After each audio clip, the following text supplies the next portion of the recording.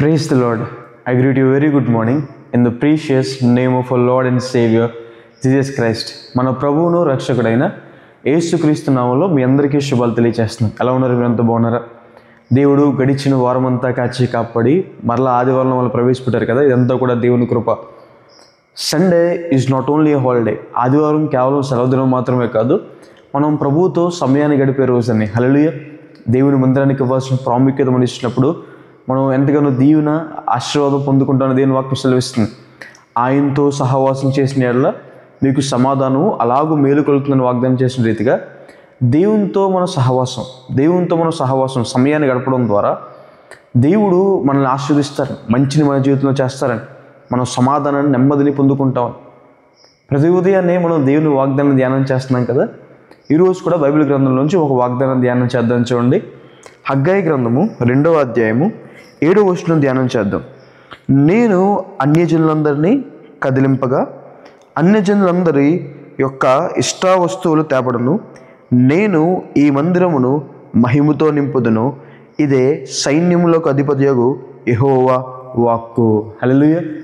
మనం ఆరాధించే దేవుడు సైన్యములకు అధిపతి అయి ఉన్నాడని దేవుని వాక్యం సెలవిస్తుంది. ఏంటి దేవుని సైన్యం?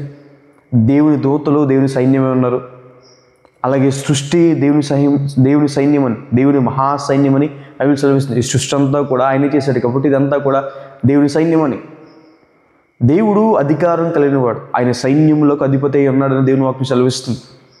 మనం ఆరాధించే దేవుడు అధికారం కలిగిన వాడు, ఆయన సర్వశక్తిమంతుడు, సర్వాధికారం కలిగిన వాడని దేవుని వాక్యం సెలవిస్తుంది. క్రీస్తు ప్రభు వారు ఈ లోకంలోకి శరీరరీతిగా వచ్చినంత మాత్రాన ఆయన్ని తక్కువగా చూడడానికి లేదు. ఆయన అప్పటికీ కూడా అధికారం కలిగిన వాడని. అందుకే క్రీస్తు ప్రభు వారు ఈ లోకంలోకి వచ్చినప్పుడు, ఈ లోకంలో జన్మించినప్పుడు దూతలు గొర్రెల కాపరులతో చెప్పినమాట, ఇదిగో ప్రజలందరికీ కలగబోవు మహా సంతోషకరమైన శుభవర్తమానము, నేడు రక్షకుడు మీ కొరకు పుట్టి ఉన్నాడు, ఈయన ప్రభువైన క్రీస్తు. ప్రభువైన క్రీస్తు అంటే అర్థం ఏంటి? ప్రభువు అంటే పరిపాలించేవాడు, అధికారం కలిగినవాడు. అడోనాయ్ అన్న మాటకు ఇంకో మాట అర్థం ఏంటంటే సర్వలోకనాథుడు, ఆయన సర్వాన్ని పరిపాలించేవాడు. ఆయనే ఈ లోకానికి మనం రక్షించడానికి వచ్చారు అన్న విషయాన్ని ఎంతో స్పష్టంగా దూతలు వర్తమానం అందిస్తూ మనం చూస్తాం. క్రీస్తు ప్రభువారు అధికారం కలిగిన దేవుడు కాబట్టే సముద్రము, గాలి, తుఫాను ఆయన మాటకు లోపడ్డాయి. క్రీస్తు ప్రభువారు అధికారం కలిగిన దేవుడు కాబట్టే చనిపోయిన లాజరుని తిరిగి లేపారని. క్రీస్తు ప్రభువారు అధికారం కలిగిన దేవుడు కాబట్టి అనేక మంది గుడ్డివారిని, కుంటివారిని, కుష్ఠరోగంతో బాధపడుతున్న వారిని ముట్టి స్వస్థపరిచారని. క్రీస్తు ప్రభు వారు అధికారం కలిగిన దేవుడు కాబట్టే దయ్యములతో బాధపడుతున్న వ్యక్తిని దేవుడు బాగు చేశారని. క్రీస్తు ప్రభు వారు అధికారం కలిగిన దేవుడు కాబట్టే మన కోసం తన ప్రాణాన్ని అర్పించి మరణాన్ని గెలిచి తిరిగి లేచారని. హల్లెలూయా. పునరుద్ధానుడయ్యారని దేవుని వాక్యం సెలవిస్తుంది. ఆయన అధికారం కలిగిన దేవుడు. అలా వెళ్ళి రాయబడింది కదా, ఆయన ఈ మందిరాన్ని మహిమతో నింపుతాడు అని. హల్లెలూయా. దేవుడు మహిమ గల దేవుడు కాబట్టే మందిరాన్ని మహిమతో నింపుతాడు అని. హల్లెలూయా. దేవుడు మహిమా స్వరూపుడని, ఆయన మాయాస్వరూపుడు కాదు.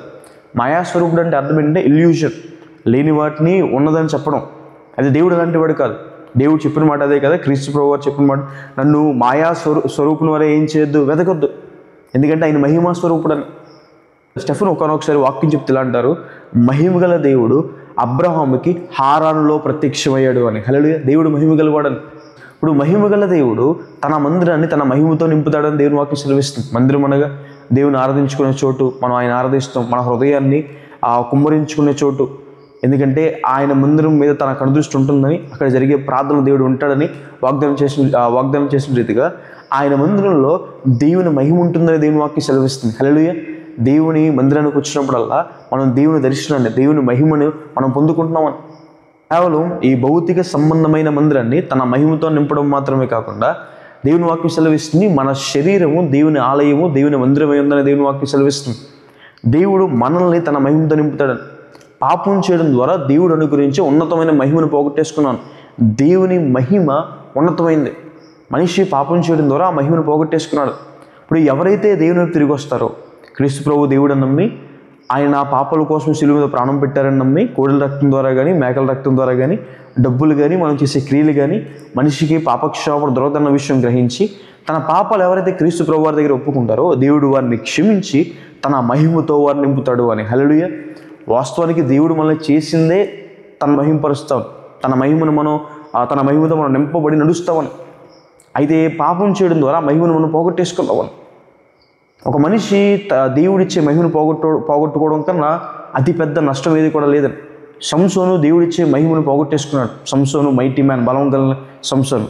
1000 మంది ఫిలిష్తీయుల్ని ఒక్క దవడెముకతో చంపిన సంసోను. 1000 మందిని ఒకేసారి చంపాడు సంసోను. అంత బలవంతుడు సంసోను. సంసోన్ని ఏది ఆపలేదు. సింహం కూడా సంసోను ఆపలేకపోయింది. సింహాన్ని చీల్చేసాడు సంసోను. అలాంటి సంసోను ఒకరోజు దేవుని మహిమను పోగొట్టేసుకున్నాడు. మహిమనంతా పోగొట్టేసుకున్న తర్వాత ఏమైపోయింది సంసోను జీవితం అంటే, ఇడ్లు పెట్టే చోట, పశువులు పెట్టే చోట సంసోను పెట్టారని. సౌలు జీవితంలో సౌలు దేవుని మహిమను పోగొట్టేసుకున్నాడు. రాజ్యం అతనికి దూరం అయిపోయింది. ఆదాము అవ్వ దేవుడు చేయొద్దన్న పని చేయడం ద్వారా మహిమను పోగొట్టేసుకున్నారు. ఏదైనా వాళ్ళని త్రోసివేయబడ్డారు.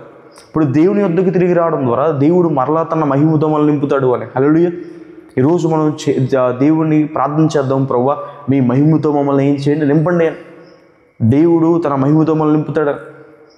తన మహిమతో మనం నింపబడినప్పుడు మనం మహిమపరచబడతాం, మనం హెచ్చించబడతాం. మనం కోల్పోయింది మనం తిరిగి పొందుకుంటాం. మన స్థాయి హెచ్చించబడుతుంది.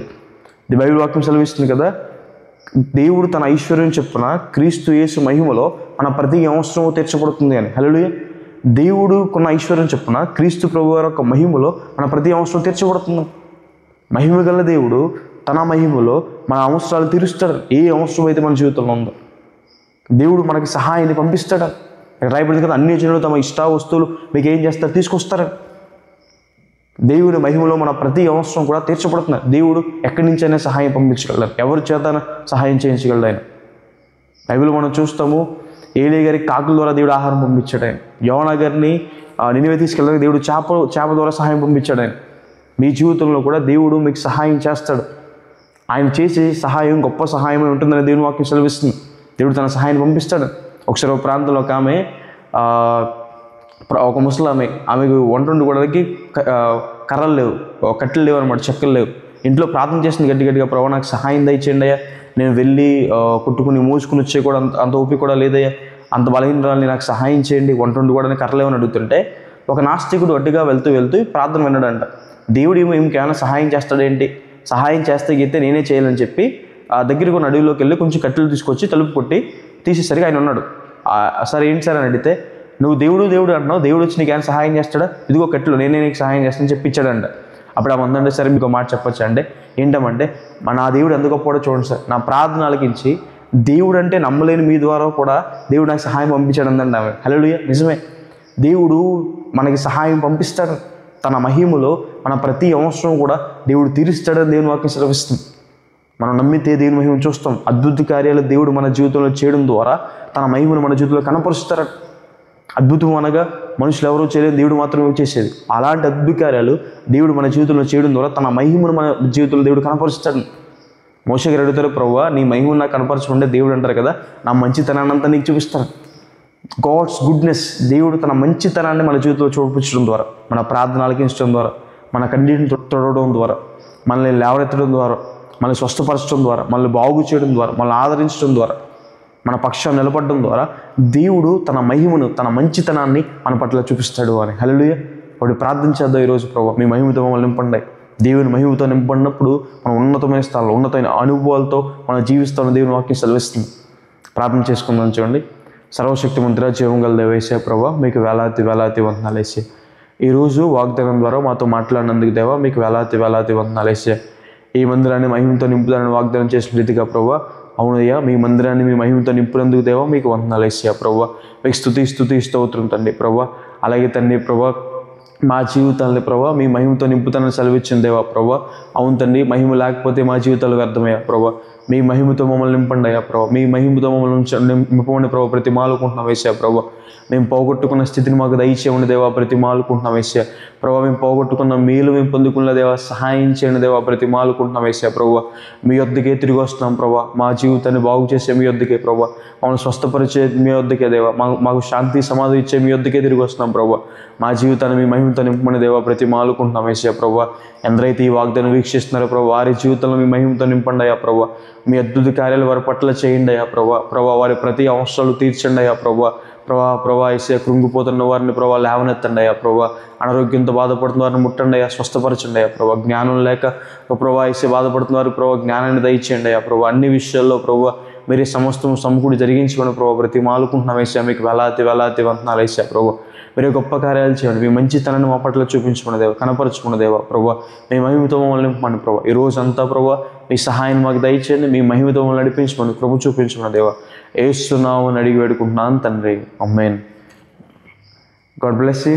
God bless India.